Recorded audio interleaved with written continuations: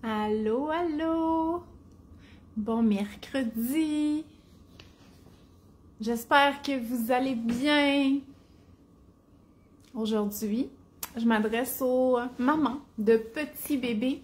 Donc, j'avais envie de parler nutrition des petits bébés pendant l'allaitement et aussi de la DME. Donc, si jamais vous avez un petit bébé ou des questions sur cette période-là de la vie, en nutrition, bien entendu, je vais être là pour répondre à vos questions. Donc, j'ai une liste de questions que vous m'avez envoyées sur Instagram et Facebook par rapport à l'alimentation des petits bébés. Donc, dites-moi allô, je vous remercie d'être ici. Et si vous avez des amis mamans qui se posent plein de questions, tu sais, vous savez, là, le genre de maman, des fois, qui dit « Ok, mais là...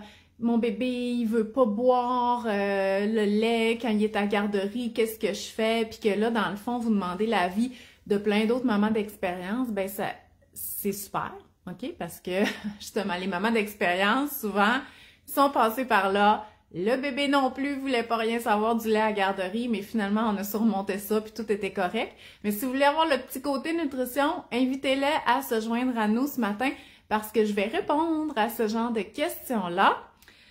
Donc, voilà, je vais commencer. Donc, n'oubliez pas, vous pouvez me dire allô, allô Maryse. J'espère que vous passez un bon mois de mai avec de la motivation à cuisiner des choses fraîches, à faire un petit potager, même si c'est juste de la laitue puis des tomates. Donc, moi, je suis là-dedans ces temps-ci. Donc, j'ai... En fait, j'ai une annonce aussi, c'est qu'il va y avoir un atelier DME en direct le 9 juin prochain. Fait que je vais mettre le lien dans les commentaires pour s'inscrire. Fait que si vous avez un petit bébé entre 4 mois et même 7 mois, même si on a commencé l'introduction des aliments, c'est vraiment le moment de venir poser vos questions. Fait que justement, j'ai une question par rapport à la DME. J'ai une maman qui s'inquiète, elle dit « Mon bébé, il fait juste jouer. Il mange pas grand-chose, OK? Donc là, c'est ça la question. Fait que dans le fond, ça sous-entend, est-ce que c'est correct? Est-ce qu'il y a quelque chose que je dois faire? Est-ce que je dois m'inquiéter? Mais en fait, hein, l'introduction des aliments, peu importe si c'est avec les gros morceaux, façon DME, ou avec les purées, c'est une introduction des aliments. Donc, on passe d'un bébé qui buvait juste du lait pour se nourrir à un bébé qui boit encore pas mal juste du lait pour se nourrir, vers un bébé d'1 an, hein, on a 6 mois pour faire ça, vers un bébé d'1 an qui va boire encore beaucoup de lait pour venir compléter ses apports, mais qui va en manger sous forme solide. Fait qu'on a quand même 6 mois pour se rendre là et jusqu'à 9 mois, donc de 6 à 9 mois, le lait, là, c'est ça qui va combler le plus d'apports nutritionnels. Donc, tranquillement, le bébé va manger des solides, mais ça va pas fournir beaucoup de calories puis de nutriments. C'est vraiment le lait qui comble ces besoins-là jusqu'à 9 mois, puis encore plus après, encore après, là. Mais on s'attend même pas à ce qu'il y ait une diminution des boires jusqu'à 9 mois. Donc, il faut pas s'inquiéter si le bébé, ça lui prend des semaines avant d'avoir l'air de manger pour la peine, puis ça se peut qu'il mange pas beaucoup, mais c'est pas grave parce que ça, c'est compensé par le lait que le bébé va boire. Donc, il faut pas s'inquiéter. Il faut vraiment voir l'introduction comme un moment pour apprendre, apprivoiser les aliments, apprendre les textures, apprendre à les tolérer, développer un intérêt, développer la technique pour avaler, même avec des purées, là, oui, on met la purée dans la bouche, mais il faut que le bébé apprenne tout ce qu'il y a à mettre le bolus, donc la bouchée au bon endroit, et la déglutir, donc l'envoyer par en arrière pour l'avaler. Parce que naturellement, même avec les purées, ils crachent, OK? Ils ressortent la nourriture de la bouche. Puis ça, c'est normal, c'est comme un réflexe.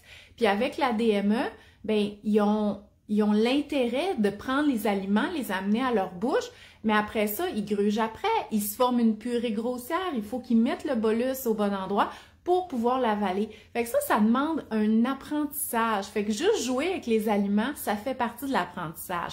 Donc, non, il faut pas s'inquiéter. Oui, c'est normal. Est-ce que ça veut dire que le bébé, il est pas faite pour la DME, pas du tout, parce que jouer avec les aliments, c'est une façon d'apprendre à les découvrir, puis c'est correct, il a le droit de prendre ce moment-là.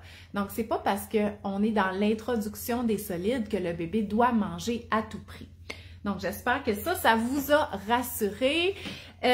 Maintenant, là, on est vraiment encore un petit peu dans l'introduction des aliments de notre petit bébé de 6 mois. Donc, il y a une maman qui est beaucoup informée, OK? Ce qui est une bonne chose, OK? Parce que moi, je trouve que c'est important de prendre les informations.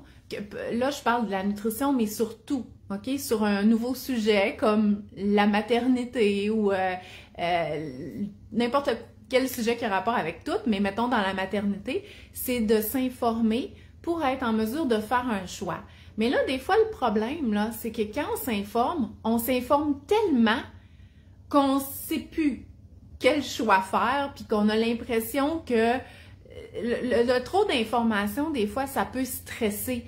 Alors que si on n'avait pas su ça, ça serait bien mieux. Puis cette information-là, je pense que c'est une information qu'on a peut-être moins besoin de savoir parce que quand on le sait, c'est inquiétant. Puis l'information, c'est à 6-7 mois, les besoins en fer du bébé sont de 11 mg. Comment y arriver? Puis sérieusement, je me pose la même question parce que c'est vrai, les besoins en fer d'un bébé à partir de 7 mois, c'est 11 mg de fer par jour. Juste pour vous donner un ordre de grandeur, là, un homme adulte, ses besoins en fer, c'est de 8 mg. Fait qu'il faut que le petit bébé qui est long de même, là, il mange plus que son papa ou qu'un monsieur, OK? Plus de fer. Fait que t'es comme, voyons, c'est pratiquement impossible, OK?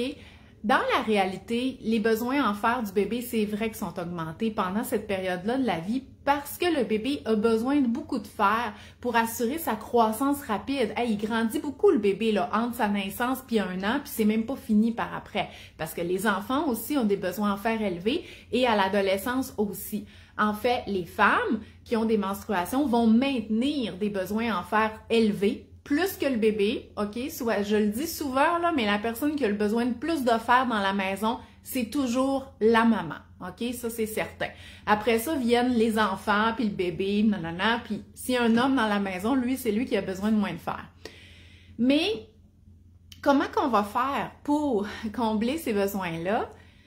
En fait, là, je reviens à mon histoire, c'est que oui, le bébé a besoin de beaucoup de fer. Il y a eu des bonnes réserves de fer, le bébé, s'il y a eu sa grossesse, elle a été menée à terme, parce que là, le bébé va fabriquer ses réserves de fer dans le dernier trimestre de la grossesse. Fait que si vous avez eu un bébé prématuré, ce qui a été mon cas, moi, mon bébé, là, il manquait 7 semaines de gestation. Fait que c'est Agathe, ma plus grande. Donc, là, à ce moment-là, quand on a un bébé prématuré, il y a du fer qui est prescrit pour le bébé. Pourquoi? Ben, c'est parce qu'il n'y a pas eu les dernières semaines de grossesse où est-ce qu'il fabrique ses réserves de fer. Donc, c'est quoi qui fait en sorte que le bébé part gagnant avec des réserves de fer assez fortes puis assez élevées? Ben, c'est qui est né à terme, que les apports en fer pendant la grossesse de la maman puis ses propres réserves à elle étaient assez intéressantes pour que bébé puisse se fabriquer des réserves de fer importantes. Et aussi, l'histoire du clampage de cordon, là, OK? Donc, attendre que le cordon ait arrêté de battre avant de le clamper. Donc, on parle de 2 à 5 minutes, là, suivant la naissance. Mais ça va donner... Puis ça, c'est dans les lignes directrices officielles là, de la Société des obstétriciens gynécologues. Ça va donner 2 mois de réserve de fer comme supplémentaire. Fait que ça, c'est quoi qu'on peut optimiser pour nos réserves en fer de notre bébé? C'est ça. Rendu à 6 mois, c'est vrai que là, il faut lui offrir des aliments riches en fer pour venir compléter ses besoins, ses réserves, ses apports via son lait et ses besoins qui sont augmentés vers le 7e mois. Mais qu'est-ce qu'on lui donne qui est riche en fer? Ben, c'est là que les céréales de bébé enrichies sont intéressantes parce que sans un supplément, puis les céréales, ce sont un supplément, on n'atteindra probablement pas le 11 mg par jour. Est-ce que c'est la fin du monde? Ben, tu sais, tu te dis, ouais, je pense pas que la nature, elle ait prévu que le bébé ait besoin d'un supplément à partir de 6 mois, le supplément étant la céréale de bébé. Sauf que la nature avait aussi prévu qu'il naisse à terme puis qu'il ait son affaire de clampage de cordon, OK? Fait que je veux pas que vous capotiez avec ça. Je veux que vous compreniez qu'on doit offrir des aliments riches en fer au bébé dès l'introduction des solides. Ça veut pas dire qu'il va les manger. Les aliments riches en fer, c'est les viandes, volailles, poissons, les produits du soya, les légumineuses. C'est sûr qu'en DME, il faut trouver un moyen de donner les légumineuses. J'en explique plein là, dans ma conférence DME, j'ai des recettes aussi dans mon livre, mais il faut trouver un moyen de donner les légumineuses pour que le bébé puisse le manger. Et les céréales enrichies de fer. Donc ça, ce sont des aliments qu'on devrait offrir à notre bébé à tous les jours. Ça ne veut pas nécessairement dire qu'il va les manger. Mais à part de ça, là, vous pouvez rien faire. OK? Vous vous assurez d'offrir ces aliments-là à bébé. Vous pouvez l'aider en adaptant les textures. Peut-être si vous voyez comment il réagit pour que ce soit plus facile. Mais je veux pas que vous vous inquiétez plus que ça. Vous pouvez pas rien faire de plus. Puis même s'il ne reçoit pas les quantités de fer qui est suggérées dans les apports nutritionnels de référence, ça veut pas dire qu'il va faire de l'anémie parce qu'il y a d'autres facteurs qui entrent en jeu. L'absorption, les réserves qu'il y avait, donc il y a plein d'affaires. Fait que je veux pas que vous stressiez avec ça. C'est vrai que les besoins augmentent. Offrez des aliments riches en fer. Donnez des céréales de bébé sous n'importe quelle forme, que ce soit en céréales, dans des muffins, des crêpes, la chapelure. Moi, je panne toute tu sais, comme si c'était de la chapelure italienne, là, d'un céréales de bébé. Fait qu'on va avoir comme un peu de fer dans à peu près tous les repas, puis ça va être bien pour votre bébé. Donc, est-ce que vous avez des questions? Vous n'êtes pas très jasante? C'est correct. Je parle souvent beaucoup, fait qu'il n'y a pas beaucoup de place à jaser. Est-ce que les crevettes nordiques froides, on peut donner ça à un bébé de 12 mois? Donc, oui, les crevettes nordiques, ce sont des crevettes qui viennent de l'estuaire du Saint-Laurent. Donc, c'est un produit qui est local. Elles sont pêchées dans des filets. Elles sont cuites et surgelées directement sur le bateau. OK? Ou en tout cas, quand le bateau revient au port, là. Fait que c'est quelque chose de cuit. Les crevettes nordiques sont roses, sont cuites, OK? Donc oui, on peut donner ça à bébé. Puis en plus, si on a maintenu la chaîne de froid, c'est-à-dire que elles ont été congelées, mettons, sur le bateau. Elles sont restées congelées à l'épicerie. Nous, on les a mis congelées directement quand on est arrivé à la maison et on les a fait dégeler de la bonne façon, c'est-à-dire en les mettant au frigo comme la journée d'avant, pas les mettre au micro-ondes, pas les laisser sur le comptoir. Elles sont adéquates au niveau développement bactérien. On devrait être correct. Donc oui, on peut donner à bébé, c'est pas cru, il devrait pas avoir de danger microbiologique si on a respecté là, la chaîne de froid. Faut juste pas oublier que c'est quelque chose de salé, hein? Ça vit dans l'eau salée, puis ça a été cuit dans l'eau salée, donc c'est un peu salé, mais sinon, oui, on peut donner. Puis la question, c'était à 12 mois. Fait qu'à 12 mois, le bébé fait très bien la pince entre le pouce et l'index, fait qu'il peut très bien prendre les petites crevettes nordiques. Et bien entendu, les crevettes sont des crustacés. Les allergènes devraient avoir été introduits à partir de 6 mois. Et le bébé, à ce moment-là, si on lui donne des crevettes, c'est parce qu'on sait déjà qu'il n'est pas allergique aux crustacés ou on le teste avec les crevettes. Pamela, j'avais bientôt commencé la DME avec bébé 2. Ma plus grande risque de vouloir manger aussi ce que bébé 2 mange. Je devrais en faire plus ou je lui explique que c'est la nourriture seulement pour sa petite sœur. Pamela, je te suggère fortement de faire le même repas pour tout le monde, OK? Parce que dans le fond, la seule chose que ton bébé faut éviter, c'est les choses qui sont salées. Mais ça, c'est beaucoup de choses. Là. Quand dans la cuisine, par exemple, si tu fais un mijoté de poulet, il faut que tu coupes le poulet de la bonne façon pour que ton bébé puisse le prendre, donc en bâtonnet. Mais quand tu vas faire ton mijoté, ben tu peux mettre du bouillon sans sel, tu n'es pas obligé de mettre du Bovril ou, bon, je sais pas, là, de la marinade là-dedans qui serait salée. C'est sûr que dans ton assiette de parent, puis l'assiette de ta plus vieille, ben ça sera pas très salé. Fait que tu pourrais rajouter comme un petit peu de sel, mais le bébé, il va recevoir la même chose. Fait que moi, je te suggère le plus régulièrement possible de faire un repas qui va convenir à tout le monde. Fait que c'est sûr que le repas, il est pensé en fonction du bébé. Mais une fois, par exemple, que les arachides sont introduites, on peut faire le poulet aux arachides. Donc ça, c'est une recette que j'ai dans mon livre. Tu peux faire des frittatas, tu peux faire même des côtelettes de porc. Donc, il y a plein. Donc, si c'est de la vraie nourriture que tu as cuisinée maison en n'utilisant pas des ingrédients trop salés puis que tu l'as coupé de la bonne façon, tout le monde peut manger ça. Fait que moi, je te suggère fortement de viser un repas pour tout le monde, mais qui va convenir à un bébé DME. Comme si tu manges des saucisses, des hot dogs, ben là, c'est sûr que ça, bébé peut pas manger ça parce que c'est trop salé. Mais tu pourrais dire, OK, ben regarde, cet été, on va laisser faire les hot dogs, OK, parce que le bébé peut pas en manger, puis on va faire des hamburgers à la place. Parce qu'une boulette de viande hachée peut manger ça, le bébé. Un morceau de pain grillé, il peut manger ça. Fait que t'es pas obligé de faire un hamburger avec du ketchup, de la relish, de la moutarde, mais il peut manger tous les éléments. Fait que tout le monde mange les mêmes affaires à ce moment-là. Puis, tu sais, moi, tu peux me prendre par exemple, tu sais, moi, j'ai 4 enfants, OK? Donc, tu peux comprendre que la dernière, là, c'était un repas pour tout le monde. En plus, moi, j'étais juste un parent à ce moment-là. Fait que je faisais pas des repas DME puis des repas pour le reste de la famille. Fait que je faisais des pâtes, puis je m'assurais qu'il n'y ait pas de tomates avec du sel dans ma sauce et tout ça. Puis je faisais une assiette de pâtes à tout le monde. Puis les autres, ils mettaient du sel, puis bébé, il avait ses petites pâtes avec sa petite sauce, pas de sel, comme nous, mais nous, on rajoutait du sel là, en cachette, pour pas que bébé il voit. Fait que c'est vraiment plus simple comme ça, puis pour les premiers 6 mois d'alimentation de Annette, là, jusqu'à temps qu'elle ait 1 an, c'était vraiment ça. J'ai jamais fait 2 repas, là, parce que ça a été vraiment trop compliqué à faire manger 4 enfants avec des repas qui sont différents. Est-ce que bébé de 12 mois peut manger tous les fruits de mer et les poissons? Ben, oui et non. Premièrement, il ne faut pas qu'il soit allergique. Donc, oui, on devrait introduire les poissons, les crustacés à partir de 6 mois si on en mange. C'est sûr que qu'est-ce qui est important dans l'introduction des allergènes, c'est qu'une fois que c'est introduit, il faut continuer à en offrir régulièrement.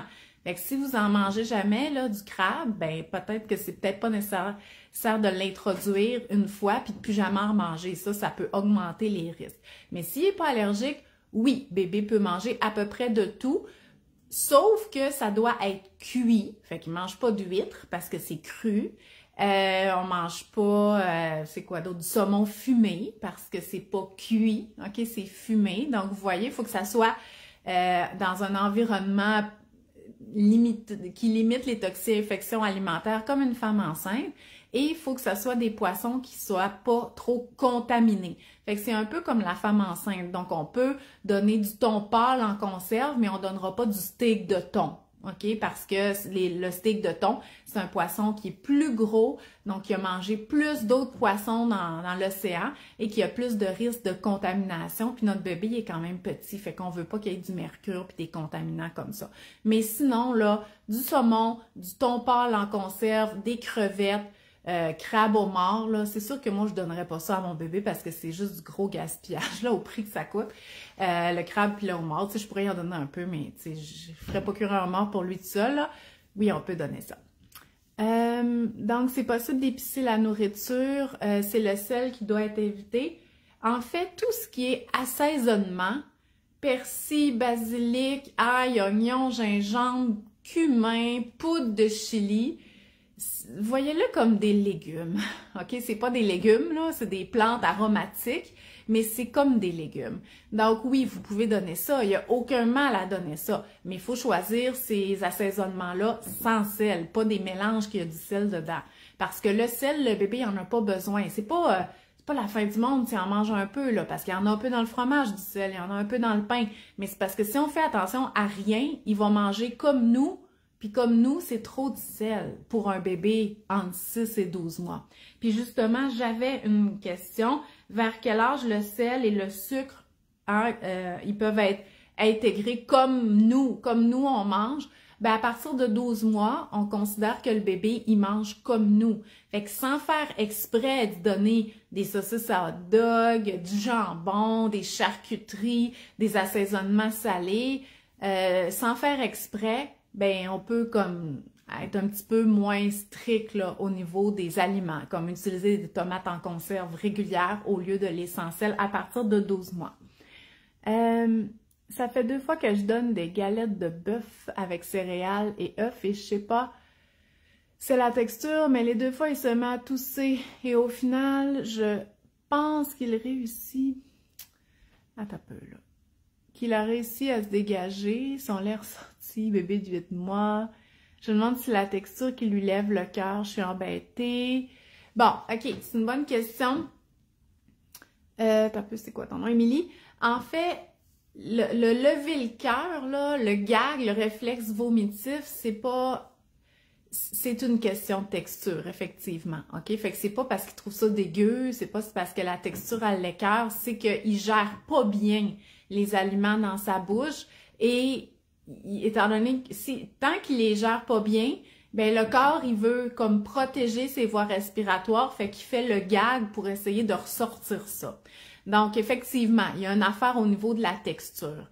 La toux, ben souvent, ça va aller un petit peu plus loin, donc chatouiller le derrière la bouche, et la toux, ça va aller protéger encore une fois les voies respiratoires en poussant de l'air vers l'extérieur. Donc, dans les 2 cas, c'est pas un étouffement, ok? C'est vraiment des mécanismes de protection des voies respiratoires. Je comprends que c'est fatigant, puis je comprends que c'est tannant quand le bébé, il vomit, ok? Fait que ça veut dire que oui, il y a un petit peu plus de la difficulté à gérer les textures, mais il y a juste 8 mois. En même temps, c'est normal parce qu'il est en apprentissage. Donc, est-ce que c'est dans la façon que tu donnes? Mais habituellement, de donner de la viande hachée en boulette avec un œuf dedans puis de la céréale de bébé, c'est une bonne façon parce que la texture est beaucoup moins sèche, elle est beaucoup plus type pain de viande. Donc, peut-être de donner des plus petits morceaux, mais je te dirais... Ben, pas nécessairement plus petit, mais je sais pas, c'est gros. Est-ce que tu lui donnes la moitié de la galette? Est-ce que tu mets un gros morceau dans la bouche? Peut-être tu devrais lui donner des lanières plus petites. Fait que, tu sais, peut-être, mais en même temps, je comprends que c'est tannant qu'est-ce que tu as observé, puis ça peut être stressant si tu comprends pas bien que c'est des mécanismes de protection. Mais je pense que plus il va se pratiquer, plus il va tolérer la texture en bouche. Fait que moi, je te suggérais de revoir un peu comment tu le donnais, mais sinon de l'observer, puis de continuer là, à offrir là, de cette façon-là. Joanie a dit bébé de 10 mois, il goûte à tout, il fait très bien la pince déjà, bien entendu, parce qu'à partir de 9 mois, le bébé, habituellement, il peut faire une belle pince entre le pouce et l'index, donc on n'est plus nécessairement obligé de donner juste des gros morceaux, parce qu'à 6 mois, hein, il ouvre puis il ferme la main, donc c'est pour ça qu'on donne des gros morceaux, mais quand il fait la pince, on peut couper plus petit. En fait, Émilie, tu sais, ton bébé qui a 8 mois, il fait pas la pince. En tout cas, s'il le fait, là, c'est pas encore à point. Fait que peut-être que si tu le donnes des plus petits morceaux, il serait quand même capable d'y prendre. Fait qu'Émilie, peut-être, je reviens à ta question de tantôt, peut-être que tu pourrais essayer ça. Fait que Joanie, il était très capricieux sur les textures, crache presque tout. Quand il y a un morceau complet dans la bouche, le pouce avec sa langue, il gague pas. Il accepte la cuillère avec du yogourt, mais sinon c'est un combat de Jedi. Je dois tout mettre sur les transporteurs et je commence à manquer d'idées. En fait, bon, même s'il y a 10 mois, ton bébé, c'est sûr que ça fait déjà 4 mois qu'il mange. Fait que oui, on peut s'attendre à ce qu'il mange un petit peu plus que quand on vient toujours de commencer. Mais, tu sais, ça veut pas dire qu'il y a un problème non plus. Il y en a qui sont comme vraiment bons, puis qui mangent beaucoup, puis il y en a d'autres qui sont bons, puis qui mangent pas beaucoup, puis il y en a d'autres qui sont malhabiles, mais qui veulent manger plus, tu sais, fait qu'il y a toutes sortes de bébés. Fait que moi, ce que je te suggérais, c'est vraiment d'observer ton bébé, puis de t'adapter à qu'est-ce que tu observes. Mais c'est sûr qu'à 10 mois, en tout cas, tu devrais lui donner des repas complets qui ressemblent vraiment aux tiens, là. Donc, toi, ton rôle, c'est vraiment de lui offrir des aliments qui sont nutritifs, comme un repas complet, donner de la façon à ce qui répond à son évolution à lui. Fait qu'il fait la pince, il aime les choses avec les transporteurs, il veut pas que tu l'aides. Donc, te suggérerais de continuer là-dedans, mais inquiète-toi pas outre mesure qu'il manque de quelque chose ou qu'il manque de nutriments. Il va probablement qu'il continue à bien boire, puis probablement que sa croissance, elle est correcte aussi. Fait que rassure-toi, OK? On est encore en apprentissage, même à 10 mois. Mais justement, il y en a par contre des bébés qu'à 10 mois, ils mangent vraiment beaucoup. Donc, par exemple, j'avais une question, un bébé de 10 mois, je tente de diminuer l'allaitement, il mange bien, il est peu intéressé par le lait. Est-ce que je dois m'inquiéter? Non. Donc, c'est sûr que là, vu qu'il y a un objectif de diminuer, de remplacement de lait, là, donc on va diminuer l'allaitement au profit d'un autre lait, que ça soit à partir de 10 mois, ça peut être du lait de vache 3,25 ou ça peut être la préparation pour nourrissons. Donc, je comprends que c'est difficile de faire cette transition-là quand nous, on est rendu là. Puis c'est difficile pour le bébé aussi que ça soit la maman qui allaite de faire la transition. Parce que là, c'est sûr que dans cette question-là, il y a probablement une volonté de la maman de diminuer l'allaitement. OK? Puis c'est correct. OK? Je veux dire, la maman, on la supporte, on la soutient là-dedans. Puis elle s'inquiète parce que le bébé ne semble pas vouloir remplacer par le lait. Mais c'est difficile pour le bébé de se faire offrir un autre lait quand c'est la maman qui a le lait ici, là. Fait que peut-être inclure l'autre parent pour faire ces transitions-là et de ne pas stresser par rapport à la garderie. Parce que souvent, c'est ça notre stress. On dit, il va commencer la garderie. Fait que là, je voudrais plus qu'il boive pour pouvoir boire du lait rendu à la garderie. À la garderie, c'est un autre milieu, c'est un autre contexte. La maman allaitante, elle n'est pas là.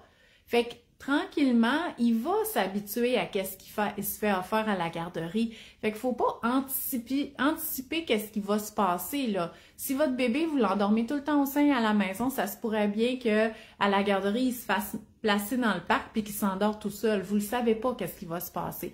Fait que stressez pas trop avec qu'est-ce qui va se passer à la garderie, c'est un autre milieu, puis le bébé va s'adapter à ça aussi. Donc, non, la réponse pour la maman, ne t'inquiète pas, continue à offrir le lait, comme par exemple, tu veux diminuer l'allaitement, bien peut-être enlève un boire, propose du lait à ce moment-là, propose du lait en fin de repas, fais donner le boire du soir par l'autre parent, dans un biberon ou un gobelet en berçant parce que le bébé, il veut aussi de l'affection. Fait qu'il faut pas s'inquiéter, puis il faut pas voir ça comme la fin du monde ou comme si on va être pogné pour allaiter pour toujours si jamais le bébé veut pas de lait. Ça va prendre du temps, mais normalement, cette transition-là, même si ça se fait rapidement ou lentement, le bébé, il manque de rien, là, OK? Fait qu'il faut vraiment pas s'inquiéter puis essayer d'anticiper qu'est-ce qui va se passer.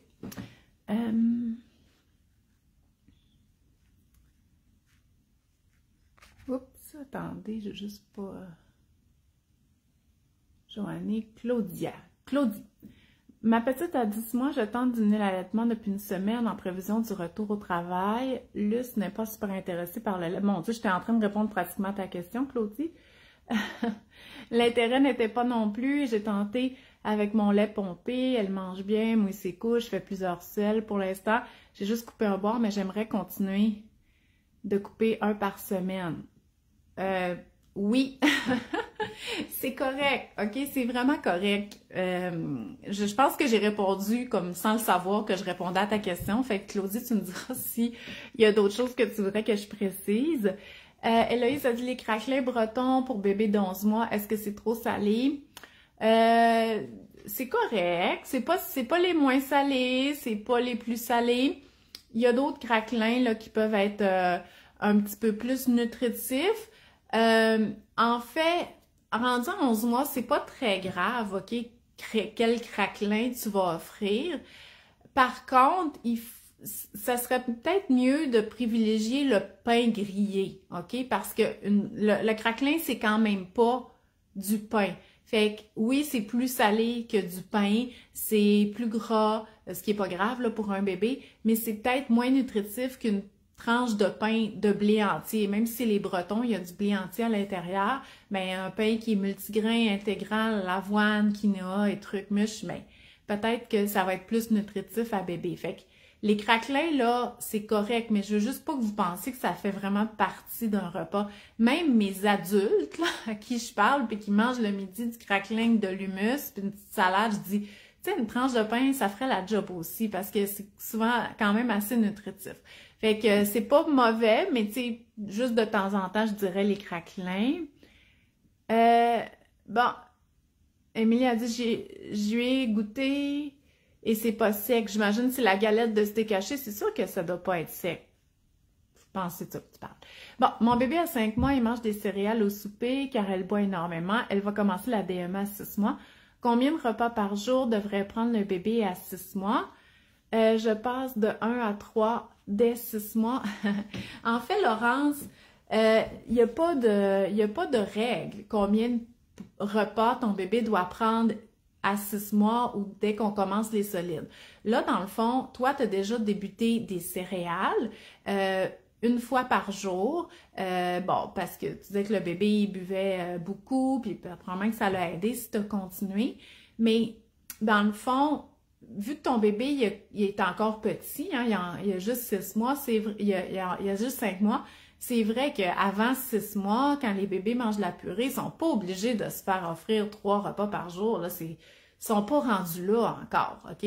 Donc, à partir de 6 mois, là, c'est l'âge d'introduction des solides. Donc, tu peux y aller à 1, 2 ou 3 repas par jour. Mais je te dirais, mets-toi pas de pression, OK? Vas-y d'une façon naturelle.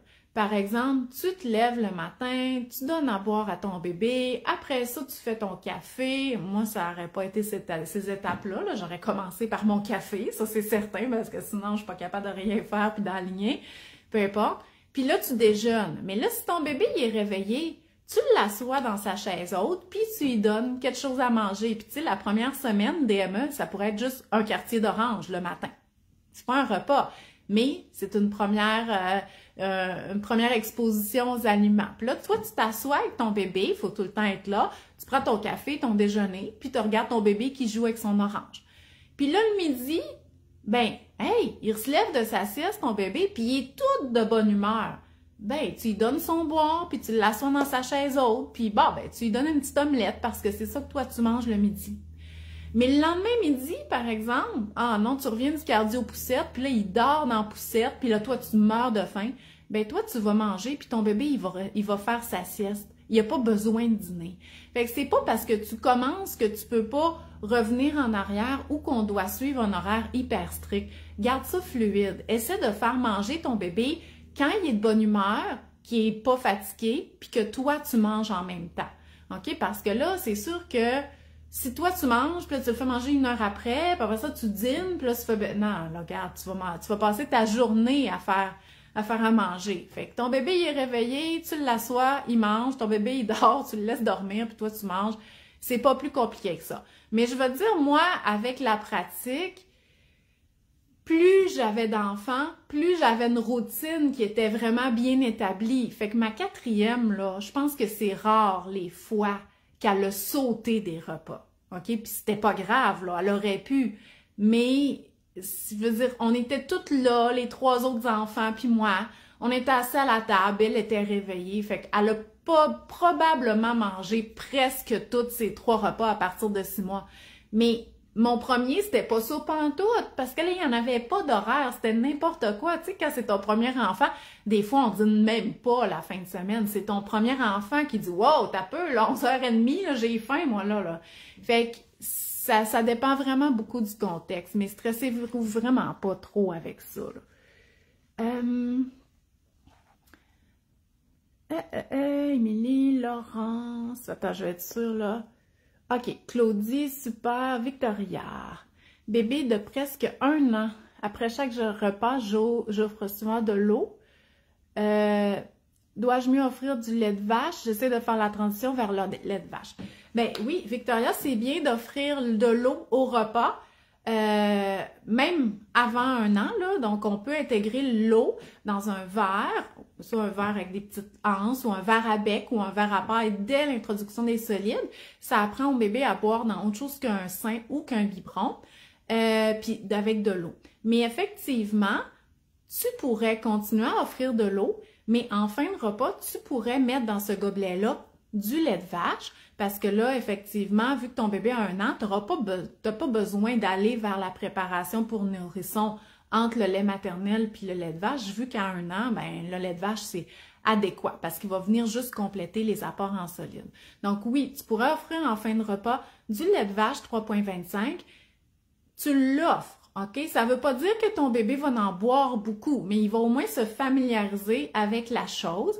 Et s'il va à la garderie, il va se faire offrir aussi du lait de vache après les repas et à la collation. Puis c'est ça qui va venir compléter là, ses apports en solide. Donc oui, tu peux faire ça, mais tu n'as pas besoin de le voir comme une étape ou une transition. C'est que pendant le repas, c'est de l'eau, puis à la fin du repas, on donne du lait. Puis c'est ça. Liliane, je viens d'arriver, je ne sais pas si la question a déjà été posée. Mon bébé, je fais la DME, il a 8 mois, j'ai beaucoup de difficultés à lui faire boire de l'eau. Tu offres, OK, je veux dire, offre-lui pendant le repas. Tu pourras pas le boire à sa place. Attends un peu. Elle est constipée. Attends un peu, là, c'est parce que ça monte mes affaires. Liliane, t'es un peu constipée. Le pauvre, oui. Comment faire pour qu'il apprenne à aimer l'eau? J'utilise une Tiny Cup, c'est la seule façon qui me permet de lui faire boire un peu d'eau. Jusqu'à date, il refuse les autres gobelets et biberons. OK.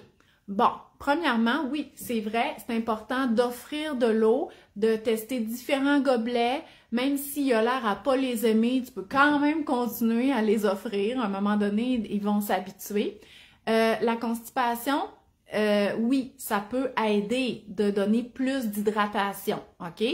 Ça veut pas dire qu'il en manquait de l'eau, parce que quand le bébé boit au sein, il boit de l'eau aussi, puis lui, tu sais, le bébé, il a le contrôle là, du lait qu'il boit au sein, fait que s'il a plus soif, s'il est déshydraté, il va boire plus au sein, fait que la production là, de lait va s'adapter à la demande. Donc, ça veut pas nécessairement dire que la constipation est créée par un manque d'eau. Donc oui, continue à offrir l'eau. Mais par rapport à la constipation, ben c'est de voir est-ce qu'il doit offrir des fruits puis des légumes, est-ce qu'il mange beaucoup de céréales de bébé. Donc les céréales de bébé, c'est bien, mais il n'y a pas besoin d'en recevoir à chaque repas parce que le fer qu'il y a là-dedans, ça peut alourdir un petit peu le transit intestinal. Donc peut-être lui offrir les céréales juste une fois par jour. Intégrer des aliments qui vont stimuler un petit peu la mobilité intestinale, comme les trucs avec du son de blé à l'intérieur, les légumineuses, lui faire des massages dans le sens des aiguilles d'une montre, OK? Donc, vraiment, ouais, dans le sens, ça peut aider aussi, faire la bicyclette, puis se rappeler que la constipation, hein, c'est l'expulsion difficile. Il faut que, tu sais, effectivement, il a l'air de souffrir, c'est difficile, de selles qui sont sèches et dures. Fait que c'est des selles de constipation pour un bébé, ça salit pas la couche. Fait que si tu peux pratiquement jeter le caca dans la toilette, c'est sûr que ça ressemble plus à des selles de constipation. Puis là, à ce moment-là, si tu dis « Ouais, moi, tout ce que tu viens de dire, là, Sandra, je le fais déjà », ben ça peut être un genre d'allergie non IgE médiée à quelque chose. Fait qu'il faut pas l'oublier ça, même si c'est pas un gros problème, la constipation. Si le bébé boit assez, s'il grandit bien, s'il mange une alimentation variée, qu'il y a beaucoup de fibres, si on lui donne de l'hydratation, s'il ne reçoit pas des céréales de bébé 3 fois par jour, ben il y a peut-être quelque chose là. Puis que c'est de la vraie constipation, il y a peut-être quelque chose en dessous là, qu'on pourrait aller voir en nutrition ou avec le médecin. Stéphanie a dit merci de rendre ça simple et de déculpabiliser.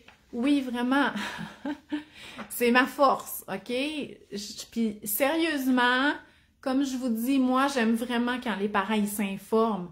Mais je comprends que des fois, quand tu t'informes trop c'est trop, puis là, tu deviens comme stressé puis inquiet parce que tu sais plus. C'est comme s'il y avait trop à faire, puis t'es pas capable de faire comme « Wow, on va y aller avec le gros bon sens, là, ça c'est fait, ça je pense pas que c'est le problème, ça c'est ça ». Puis tout ça. Mais moi, j'ai toujours été bonne là-dedans. Fait que si je peux vous transmettre ça. Moi, j'ai eu un bébé prématuré, là, mon premier. Fait que non seulement, moi, je suis enfant unique, là. Je n'ai pas eu de frère puis de sœur puis de, tu sais, je veux dire. Fait que mon premier bébé, c'était tous mes apprentissages. Il était gros de même. C'était connaissais rien, là, OK? Je n'avais jamais même changé une couche, puis là, je me ramassais à mettre des petites couches comme ça, c'était quelque chose. Puis, tu sais, en plus, tu sais, je lisais sur la prématurité, puis là, il disait, faut pas endormir le bébé au sein, blablabla, parce que vous allez avoir des problèmes plus tard. Mais moi, elle dormait tout le temps au sein, j'étais comme... Là, à un moment donné, je me suis dit, hey, OK, je vais toujours bien l'endormir au sein, puis la prendre bien endormie, puis la mettre dans son lit, puis après ça, aller faire d'autres choses, puis relaxer. Puis si, quand j'aurai des problèmes plus tard, parce que je l'ai endormi au sein dans sa jeunesse, ben je réglerai ces problèmes-là. Puis savez-vous quoi? J'ai jamais eu de problème. Fait que moi, j'ai endormi au sein tout le temps mon bébé, puis quand elle commençait à garderie à 1 an, elle la mettait dans le lit, puis il n'y en avait pas de problème, OK? Fait que sérieusement, vous pouvez pas anticiper. Vivez le moment présent, observez votre bébé, demandez de l'aide, tu sais, du soutien, du support aux personnes, mais une chose à la fois, OK? Puis lâchez le ménage, oubliez ça. Bon, OK. Est-ce que je peux commencer à donner des pâtes, macaroni à mon bébé de 11 mois? Oui, OK? Parce que le bébé à 11 mois, il fait la pince entre le pouce et l'index, donc il est capable de prendre le macaroni, il peut le manger. Le macaroni, il est mou, il est pas dur, il est pas rond, il va aux critères pour la prévention de l'étouffement et le bébé est capable de le prendre, donc oui, on peut lui donner. Mon bébé a 7 mois, Valérie. J'ai commencé par les purées et maintenant je commence la DME, vu son intérêt pour les morceaux. Il prend bien les fruits, les légumes, mais j'ai plus de difficultés à intégrer les viandes. Je fais des tartinades de poulet, tofu, crevettes sur un transporteur, mais pour ce qui est de la viande, bœuf, porc, comment recommandez-vous de l'ingérer? J'ai essayé les petites boulettes de porc haché hier, mais il n'a pas apprécié. Il prenait des grosses bouchées et ça lui levait le cœur. Bon. Premièrement, Valérie, quand on a déjà commencé les purées, je suggère de continuer à offrir un peu de purée en début de repas, puis en fin de repas, on enlève les purées, puis là, on donne des aliments DME. Comme ça, le bébé, comme il n'a pas trop faim, là, puis il n'est pas frustré par la difficulté de manger par lui-même versus de se faire offrir les aliments, il va mettre moins d'affaires dans sa bouche. Aussi, quand tu dis il a pas apprécié les boulettes de porc, ben en fait, c'est probablement qu'il y a eu des hauts le cœur, c'est ça que tu as observé. Ça veut pas dire qu'il les a pas aimés, ça veut dire que c'est une texture qui était plus difficile pour lui. Puis en plus, s'il se l'est mis au complet dans la bouche, ben c'est vraiment difficile à gérer. Fait que là, la seule option qu'il y avait, c'était de le ressortir. Donc, moi, ce que je te suggère, c'est pas de trouver une façon qui n'ait pas de haut le cœur, c'est juste de le laisser se pratiquer. Et je lui donnerais des plus gros morceaux que la boulette. Fait que je ferais une boulette grosse comme ça, là, puis je lui donnerais la moitié. Et il devrait prendre ça, puis gruger un morceau après, versus de se prendre une boulette, puis la mettre au complet dans sa bouche. Donc, puis je te suggérerais de peut-être y aller avec des choses qui sont un peu moins friables, comme par exemple le porc, ben tu pourrais prendre un filet de porc, et lui couper une lanière. Fait que là, il y aurait sa lanière de porc, là, qui est grosse comme ça, mais qui est mince comme ça. Puis tu pourrais lui donner au complet, puis il va la manger. Ben, il va pas la manger. En fait, il va la mettre dans sa bouche et tout ça, mais il sera pas capable de se défaire des gros morceaux. Puis là, tu vas me dire, ben oui, mais ça n'a pas de rapport, là, s'il n'est pas capable de se défaire des gros morceaux, c'est quoi le but? Il va s'habituer à la texture. Puis quand il va avoir vraiment il va tolérer cette texture-là, ben ça va être beaucoup plus facile pour lui de le manger pour vrai. Fait que faut pas que tu cherches à ce qu'il aime ça, là, OK? Qu'il n'y ait pas de haut le cœur, que ça soit facile parce qu'il est en apprentissage. Il faut juste que tu lui laisses sa possibilité-là de se pratiquer. Est-ce que les légumes donnés au bébé, c'est mieux de les faire cuire dans l'eau bouillie ou bien à la vapeur? Ça dépend quels légumes. Comme le brocoli, je te suggérerais plus de le faire cuire à la vapeur parce que c'est vraiment pas long à cuire. Parce que tu veux pas qu'il devienne vert kaki, trop mou, là. Tu veux qu'il soit cuit, mais qu'il ait quand même sa belle couleur verte, là, pétante, là. Donc ça, moi, habituellement, je les fais cuire à la vapeur comme 3 ou 4 minutes. Si tu le fais bouillir, tu sais, ça va être pratiquement même pas 2 minutes. Par contre, les carottes, ben oui, il faut que tu les fasses cuire quand même pas mal. Fait que là, je te suggérerais plus de les bouillir. Mais à part le brocoli cuit à la vapeur, les légumes, je te suggère vraiment plus de les faire griller. OK? Fait que fais des légumes coupés sous forme comme de frites, patates douces, courges butternut, des courgettes, donc des lanières de courgettes, du chou-fleur, des bouquets de chou-fleur, puis mets un petit peu d'huile d'olive, puis fais griller ça au four. C'est la façon pour la DME la plus facile là, d'offrir les légumes parce qu'à l'extérieur, ils vont être un peu plus fermes à cause qu'ils sont grillés, puis à l'intérieur, c'est mou. Fait que c'est comme de la purée. Fait que pour bébé DME, c'est vraiment plus facile. Fait que je vais regarder sur ma liste. Il y a une maman qui est à nouveau enceinte, puis là, elle veut sevrer son bébé de 16 mois. Je la comprends 100%, je vous dirais, parce que pour avoir continué à allaiter mes bébés, moi, il y avait plus de 2 ans, là, par exemple, enceinte, j'étais juste plus capable, l'irritation que j'avais au niveau des mamelons. Fait que, tu sais, je veux dire, à un moment donné, on peut atteindre notre limite. Fait que je la comprends. Il y en a qui continuent, mais moi, l'allaitement pendant la grossesse, puis il faut dire que mes bébés avaient 2 ans, ça m'irritait vraiment beaucoup, puis j'appréciais plus. Fait que j'ai lâché ça aussi. Donc, elle veut comme sevrer le bébé de l'allaitement. Elle me demande si le lait au repas et à la collation, c'est suffisant. En fait, probablement, si sa croissance est bonne, si on lui offre régulièrement, effectivement, moi, je trouve que c'est une bonne solution. Donc, le déjeuner, du lait. En fait, s'il n'y a pas d'allaitement au lever, je donnerais du lait au lever, comme un gobelet.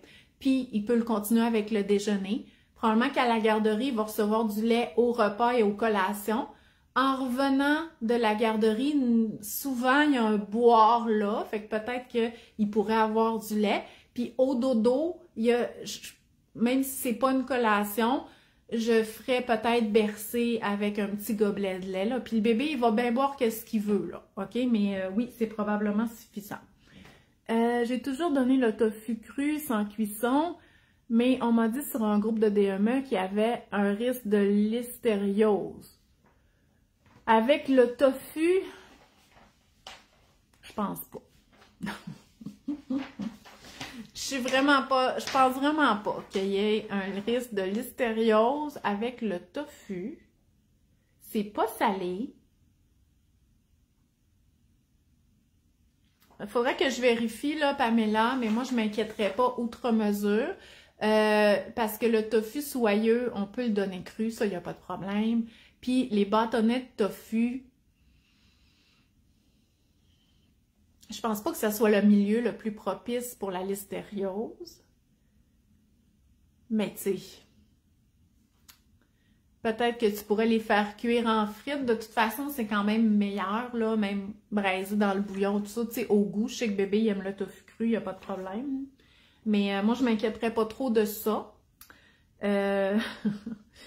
Puis, en tout cas, il faut faire attention à la listériose, là, effectivement. Tu sais, notre bébé, on le traite comme une femme enceinte, OK? On veut pas qu'il y ait de toxi-infection alimentaire. Donc, on va pas lui donner des choses qui sont crues, qui sont pas bien cuites. On va pas lui donner des fromages au lait cru et tout ça. Mais il faut pas oublier que le risque que la maman enceinte, elle développe la listériose, donc l'infection à la bactérie Listeria, c'est qu'il y a un risque réel de perdre le bébé, OK? D'avortement, là, OK? Il y a un pourcentage très élevé des mamans enceintes qui développent la listériose, qui perdent le bébé. Le bébé, lui, s'il attrape la listériose, il va être malade. On veut pas ça, mais vous comprenez, le risque est un peu moins grand que la femme enceinte. Mais on fait quand même très attention pour pas qu'il attrape ça. Voilà. Ensuite, il y avait autre question. Oui, comment introduire les aliments après une intolérance? Comment faire pour sans stresser? Donc là, ce cas-là, c'est une maman, probablement que son bébé avait une allergie non IgE médiée. Ouf, ça fait longtemps que je parle. Comment on va réintroduire sans trop stresser? Ben, les allergies non IgE médiées, les symptômes de ça, ce sont souvent des symptômes digestifs. Donc, si le bébé, il ne tolère pas encore l'aliment, il risque pas de faire un choc anaphylactique. Il va juste comme avoir des troubles digestifs pour plusieurs heures ou même quelques jours. Fait que c'est ça le risque encouru. Fait que c'est sûr que c'est plate, mais c'est quand on est rendu à réintroduire, on peut vivre avec ces conséquences-là pour les prochains jours. Donc, si par exemple, c'est avec le lait, bien, si on allait toujours, on peut toujours tester le lait via notre lait maternel. Donc, par exemple, nous, on prend des produits laitiers puis on regarde si bébé a pas de réaction. Si bébé n'a pas de réaction, ben là, ça peut nous donner le OK pour le tester directement via le bébé. Mais pour pas stresser, c'est peut-être mieux de s'informer puis d'être accompagné par un professionnel. Et il y a des nutritionnistes qui ont une expertise là, dans les allergies alimentaires IgE médiées et non IgE médiées, comme l'allergie au lait de vache, le régime d'éviction, l'allaitement. Fait que moi, je suggérerais vraiment plus de s'accompagner d'un professionnel pour être sûr de ne pas stresser par rapport à ça. Ça, je l'ai répondu. Le bébé, j'ai-tu répondu ça? Le bébé de 10 mois qui n'est pas trop intéressé par le lait, je fais juste continuer à en offrir régulièrement. Moi, là, quand mes bébés commençaient à la garderie, là, ils étaient allaités. OK? À la maison, ils ne buvaient pas de lait. Est-ce que j'en offrais? Probablement pas, parce que j'avais même... Oui, ils buvaient... je veux dire, ils consommaient des produits laitiers dans mes recettes que j'offrais, mais je leur offrais pas nécessairement du lait de vache, parce que je les allaitais, puis j'étais pas encore rendue là. Mais quand j'allais à la garderie, je disais « Ouais, donne-lui du lait! » Puis au début, ils en buvaient pas beaucoup, puis à un moment donné, à force de s'en faire offrir, ben ils buvaient des verres de lait à la garderie. Fait que, tu sais, ça peut être comme ça aussi. On n'a pas besoin qu'ils soient prêts, là, rendus au début de la garderie. À quel âge qu'on peut donner des collations à bébé? OK, mettons qu'on parle d'un bébé qui a débuté les solides. Ben en fait, il n'y en a pas besoin parce que le bébé, on va lui donner du lait entre les repas. Et il en a besoin de ce lait-là. Donc, c'est pas avantageux de commencer à donner des collations à un bébé de 6 mois, 7 mois, 8 mois. C'est des boires qui entre les repas, puis ça fait bien plus office de collation. Il n'y a rien de plus nutritif qu'un boire. C'est ça, c'est une nutrition complète via le lait, que ce soit au biberon ou que ce soit via au sein. Donc, on n'a pas à se stresser pour les collations, il n'y en a pas besoin. Par contre, souvent, vers 1 an, avec le début de la garderie, il y a des périodes dans la journée qu'on dirait que c'est vrai, là. Il a dîné, il a fait sa sieste, il a eu son boire. Fait que là, il y a comme une période qu'il a tout eu. Ben là, oui, on pourrait introduire une collation, mais ça va pas remplacer un boire. Ça va venir comme le compléter ou ça va être comme en surplus. Fait que voilà, je pense que j'ai répondu à toutes les questions. Ben merci d'avoir été là, même si vous n'étiez pas tant que ça, vous avez été stable pendant presque 50 minutes, donc j'imagine que je vous donne des informations pertinentes. Je rappelle que ma prochaine conférence DME en direct, c'est le 9 juin. C'est en direct, mais ça va être aussi enregistré si jamais vous voulez la réécouter plus tard. Puis la conférence d'été, il y a toujours un document puis des informations spéciales barbecue. Donc, où est-ce qu'on va parler de la DME sécuritaire au barbecue. Fait que je vous invite à être là, à en parler autour de vous. Si vous avez un nouveau bébé, des fois, ça fait du bien de refaire une petite mise à jour, d'en parler aussi, parce que moi, là, je veux dire, vous êtes mes fans, vous êtes là, vous écoutez mes réponses à vos questions, mais il y a peut-être plein d'autres parents qui pourraient bénéficier de ces informations-là. Donc, parlez-en, parce que moi, je peux pas rejoindre tout le monde. Je suis limitée, là. Puis, tu sais, je veux dire, les nouvelles mamans, ils ont 15 ans de moins que moi.